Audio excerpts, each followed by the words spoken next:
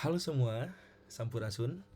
Selamat datang di channel YouTube saya Rizky Adam Kurniawan. Dan di video keempat kali ini kita akan membahas mengenai manajemen resiko ketika rekan-rekan membuat sebuah AI gitu. Tentunya ada istilah teknis dalam etika AI yang bernama bias AI gitu.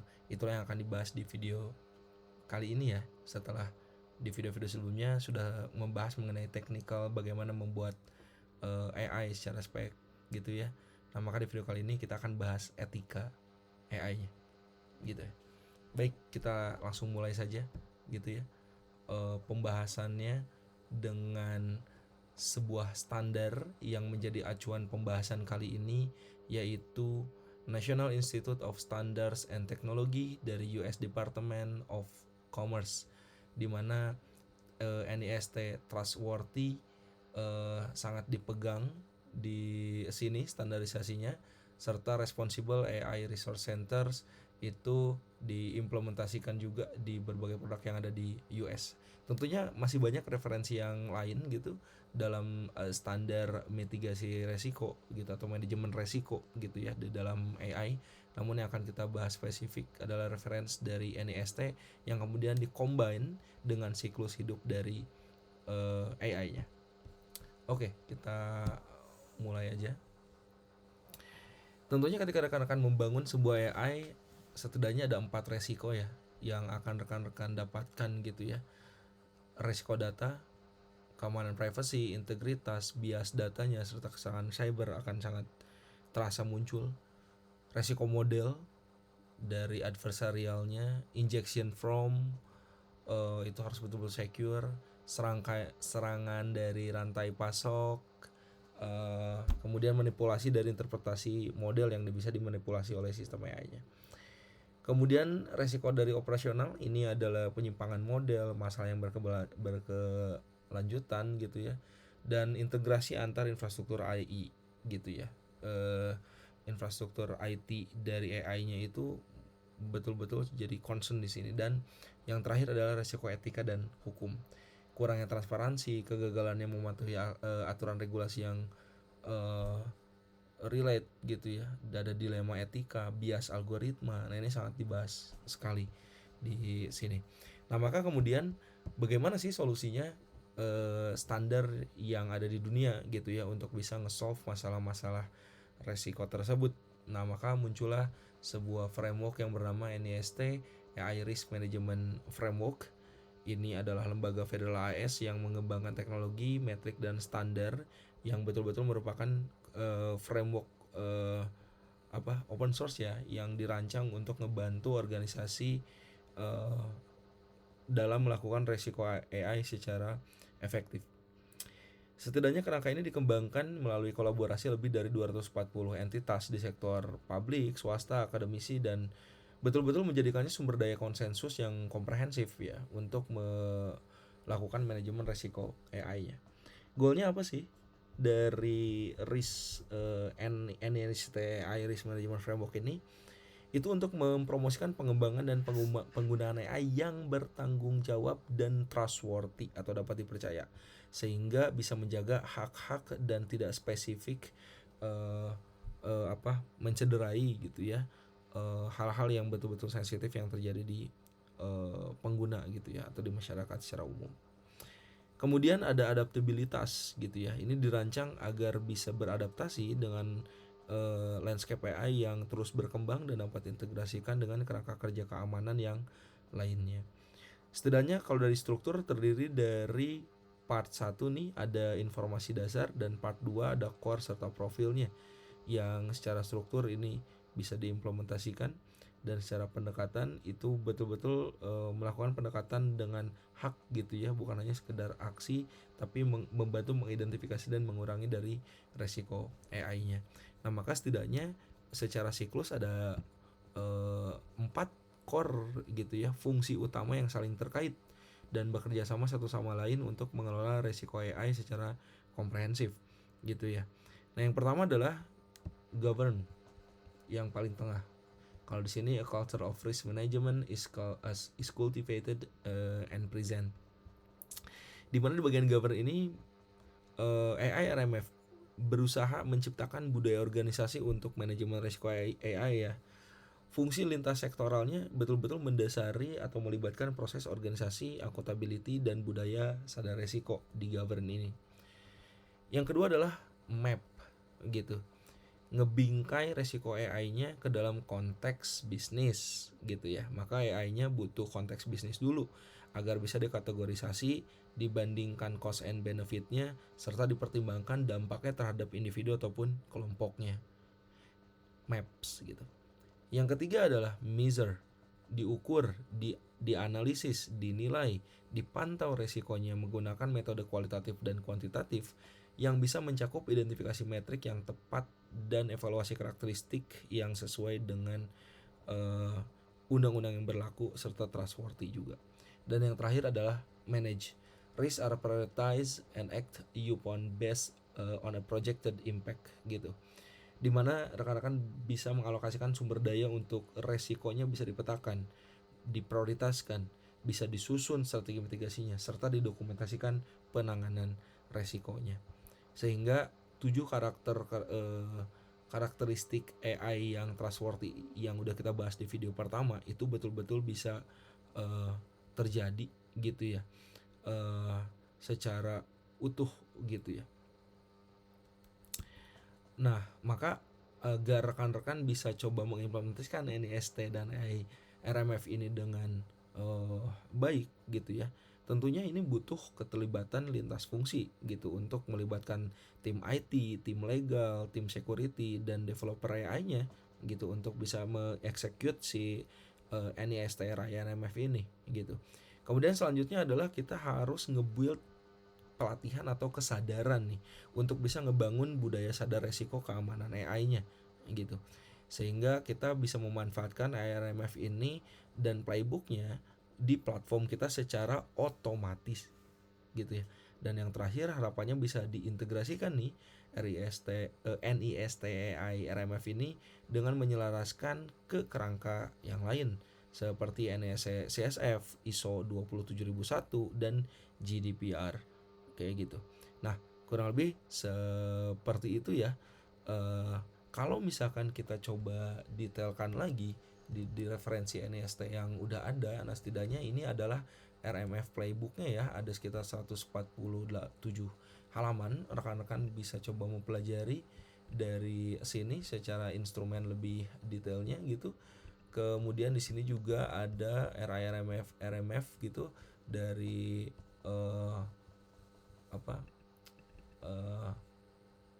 gambaran frameworknya ya. Ini yang udah kita bahas di video pertama gitu ya. Dan di core profilnya govern, map, measure, dan manage tentunya ini sudah ada pointernya gitu ya. Di bagian core ini, di bagian government itu harus apa saja yang harus dilakukan.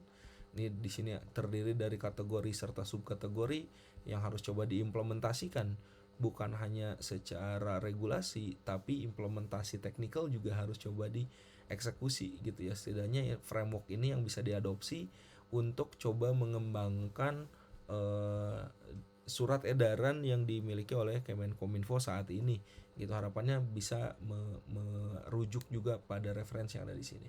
Kalau kita lihat dari sisi playbooknya ya, menggunakan Google Sheet, ya kurang lebih pointernya seperti ini ya. Setiap aspek gitu, governance-nya harus apa saja yang achieve atau ada gitu. Nah ini ada actionable itemnya gitu. Contoh organizational AI risk management policy should be designed to. Nah, setidaknya ada aspek-aspek ini yang harus ada gitu. Ini kalau fokusnya adalah govern tahap 1.2 gitu kan ya. Begitu selanjutnya govern titik 3 itu harus ada apa sih gitu ya. Govern titik 3 itu harus ada establish policy to define mechanism for measuring and understanding AI potential impact gitu. Nah ini semua standarisasinya pointernya udah ada di sini semua gitu ya. Sampai ke section dari referensinya juga ini udah di breakdown nih referensinya dari mana aja gitu ya, udah ada di bagian bawahnya. Itu untuk govern gitu. Kemudian yang selanjutnya ada manage gitu kan, parameternya ada apa aja. Nah ini bisa dilihat di sini. Kemudian ada map juga gitu, dan yang terakhir tentunya measure atau mengukur gitu ya. Jadi harapannya AI yang teman-teman bikin itu utuh gitu, bukan hanya tentang develop AI-nya habis dipakai jadi gitu ya, bukan, tapi betul-betul bisa menggunakan NIST AI Risk Management Framework ini ke dalam implementasi di lapangannya. Govern, map, manage, measure gitu ya. Dan ini siklusnya terus beruntun gitu. Nah, selanjutnya adalah ketika rekan-rekan sudah coba mengimplementasikan NIST AI Risk Management Framework, rekan-rekan tentunya ada kata kunci nih kalau di dalam slide yang ada di sini adalah bias algoritmik gitu ya. Di sini kata bias pun sangat relevan muncul gitu ya di siklus pengembangan AI gitu. Nah, maka AI bias ini sangat menjadi isu yang cukup krusial. Kenapa sih AI bias ini bisa muncul gitu ya? Karena ya tadi gitu ya, ada potensi isu SARA, ada potensi isu pelecehan secara verbal misalkan gitu, ada potensi isu seksisme misalkan gitu ya, ada isu pelanggaran undang-undang perlindungan data pribadi misalkan gitu. Jadi cukup banyak potensi-potensi yang bisa menjadikan false positif ataupun false negatif kayak gitu. Nah, maka dibutuhkanlah satu metode di dalam AI ethics untuk melakukan AI bias mitigation gitu ya. Karena risk manajemennya tadi udah ada secara utuh gitu ya di NIST IRMF gitu. Nah, kita ambil salah satu hal yang cukup krusial, yaitu adalah praktik minim bias atau bias mitigation praktik. Di sini tuh apa sih? Nah, di sini adalah kumpulan tata kelola teknik ataupun prosedur operasional yang betul-betul bisa mencegah, mendeteksi, dan mengurangi bias sistematis. Misal ras, gender, usia, kelompok rentan, sesuai dengan siklus hidup AI-nya yang udah kita bahas di video sebelumnya. Kayak gitu kan, mulai dari proses perencanaan sampai launching gitu. Nah, praktik bias minimum ini merupakan fondasi agar pengembangan AI itu nggak cuma canggih ya, tapi juga bisa adil, bertanggung jawab, dan sah di mata hukum serta masyarakat gitu ya. Maka hal ini sangat dibutuhkan karena menjunjung keadilan dan hak asasinya gitu ya. Kemudian kepercayaan serta reputasinya gitu, sehingga bisa meminimalisir gitu ya, atau menghilangkan kritikan publik dan bahkan gugatan hukum, serta bisa patuh terhadap regulasi, karena regulasi global seperti EU AI Act, NIST IRMF, dan yang ada di nasional kita seperti Surat Edaran Menkominfo nomor 9 tahun 2023, UU PDP, dan regulasi yang lainnya seperti Satu Data, SPB, yang mewajibkan mitigasi bias ini menjadi syarat legalitas, terutama di dua regulasi ini ya, Menkominfo UU 9 2023 serta UU PDP-nya. Yang dimana goalnya apa sih kalau kita udah mengimplementasikan praktik minim bias ini gitu ya, atau AI bias mitigation? Harapannya kita bisa mengurangi disparitas lintas kelompok sensitif ya pada metrik akurasinya yang memunculkan potensi false positif ataupun false negatif. Kemudian audit evidence-nya nih buat para auditor itu betul-betul bisa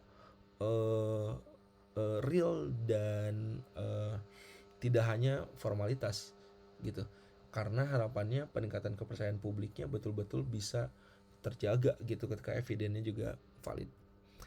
Nah, maka saya coba combine nih antara mitigation AI yang bias ini yang dimiliki oleh NIST AI RMF dengan siklus hidup software yang udah kita bahas, siklus hidup AI yang udah kita bahas di video sebelumnya, sehingga memunculkanlah gambaran kurang lebih seperti ini. Bagaimana jika implementasi AI-nya kita menggunakan pihak ketiga atau automation ya gitu. Yang automation yang tadi udah kita coba sempat bahas juga di video sebelumnya ya, mengenai flexible AI workflow automation kayak gitu. Oke, di sini setidaknya siklus-siklus hidup dari AI-nya akan dibahas gitu ya.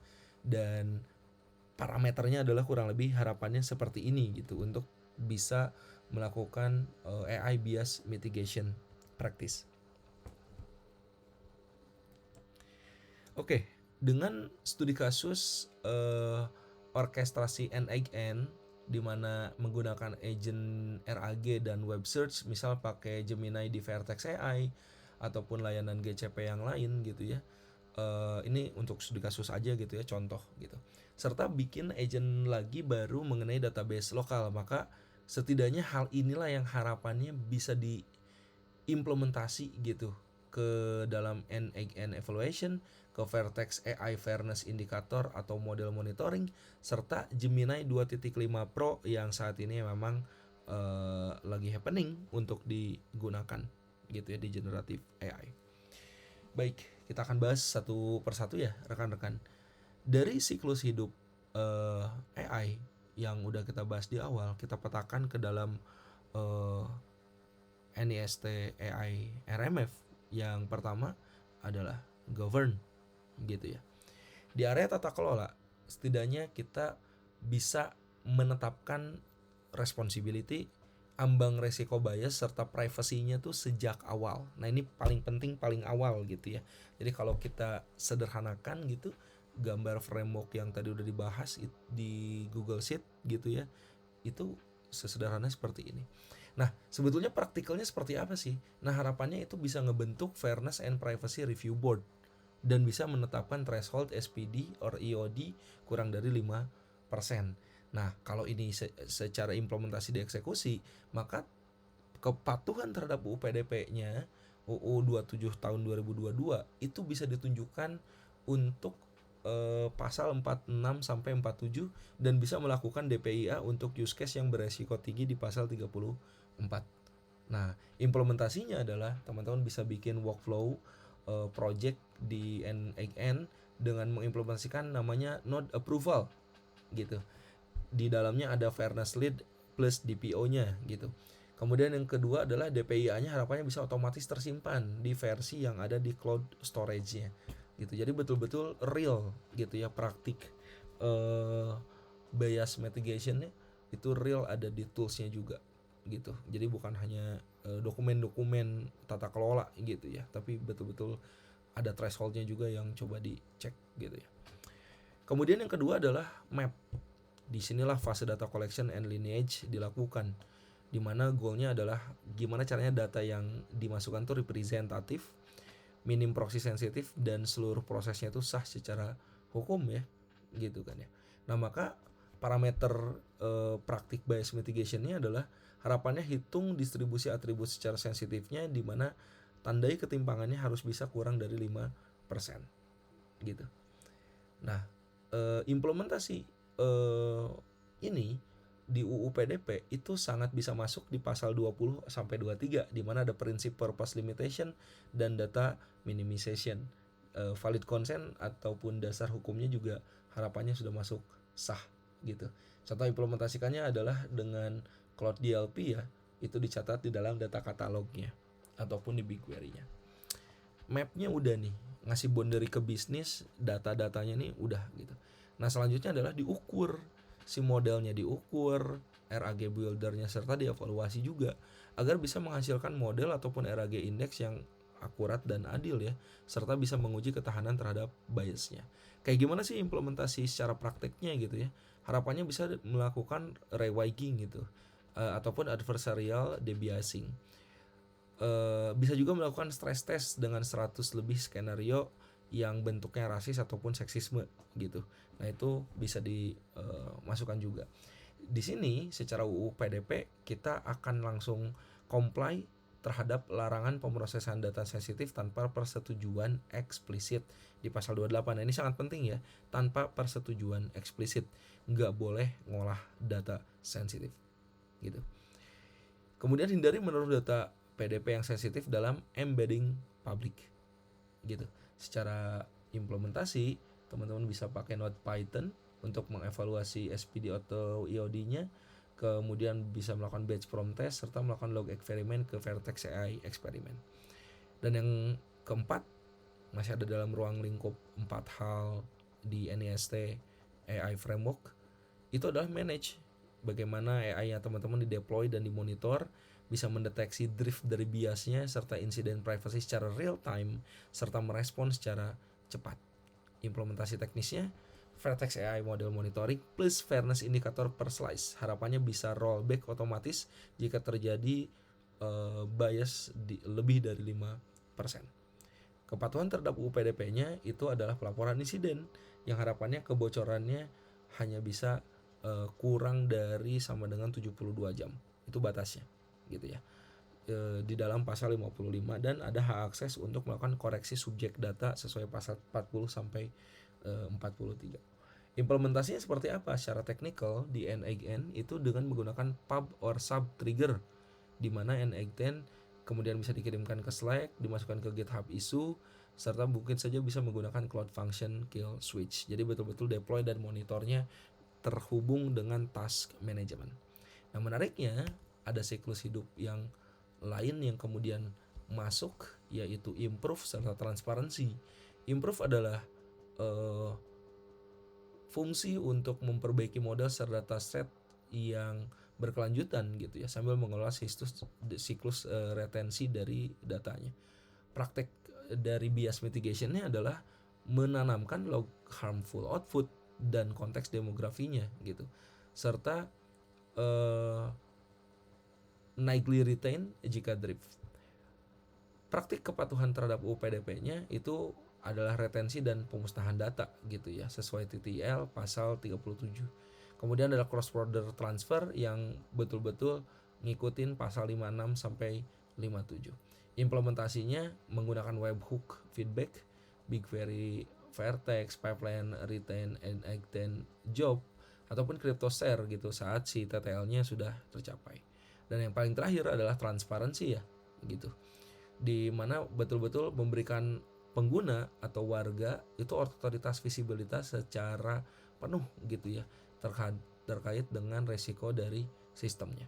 Apa sih praktik minim biasnya? Nah yang jadi kata kunci adalah data card, model card, serta fairness report. Outputnya dokumen kalau yang ini ya. Harapannya bisa dibuat versi publiknya serta internalnya. Jadi harapannya bisa menerbitkan data card, model card, fairness report gitu, sesuai dengan pasal 34 gitu ya, ayat 2 gitu. Nah dan di sini pun UI untuk akses cabut dan persetujuan datanya harus disediakan kayak gitu. Maka transparansi ini sangat cocok di eskalasi data yang ada di AI. Nah ini secara implementasi bisa dilakukan di Cloud Run dengan N8N-nya mengenerate markdown card gitu, serta dieksekut ke cold storage misal dengan region Jakarta misalkan seperti itu ya. So kesimpulannya dari video AI bias mitigation practice di AI ethic gitu ya, gimana caranya rekan-rekan bisa menjahit komponen-komponen yang ada di sini. Nah yang pertama adalah harapannya N8N-nya bisa dideploy di Docker sehingga bisa ditempatkan semua workflow-nya di dalam repo Git-nya. Kemudian menggunakan execute command ya untuk Git-nya dan bisa menggunakan push untuk memicu dan bisa memicu build cloud sehingga setiap perubahannya itu masuk ke dalam threshold fairness atau terdokumentasi. Kemudian yang kedua adalah RAG-nya harus aman dan bias. Ya gunakanlah RAG Gemini BigQuery Vector sebagai baseline-nya. Dan kemudian harapannya bisa menambahkan langkah filter di mana skornya itu bisa mencapai kurang dari 0,25 serta group send-nya menggunakan metode in gitu ya, agar jawabannya nggak bisa didominasi oleh subset dari mayoritas. Kalau mayoritasnya salah ya salah juga gitu ya. Nah maka butuh nih mekanisme agar tidak bias secara data di AI-nya. Ya bayangkan kalau hasil konsorsium tapi hasil konsorsiumnya buruk gitu, dijejelin ke AI-nya ya jadi misinformasi aja gitu seumur hidup. Yang ketiga adalah prompt shielding, bisa menambahkan node prompt guardrails menggunakan regex toxic word sebelum nanti dikirim ke Gemini gitu ya. Jika kemudian terdeteksi, maka rutenya bisa mengarahkan ke fallback gitu ya. Bisa nanya jawaban generik ataupun tanya klarifikasi balik gitu. Itu namanya prompt shielding ya gitu. Jadi itu boleh gitu.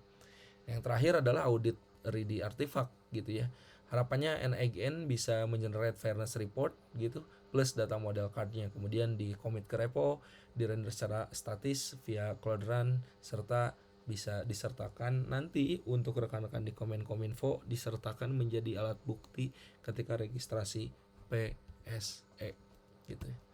Oke, kurang lebih seperti itu yang bisa saya bahas di video keempat kali ini mengenai AI etik, the risk management framework AI, NIST gitu ya. Baik, mungkin untuk pembahasan AI cukup sampai sini saja.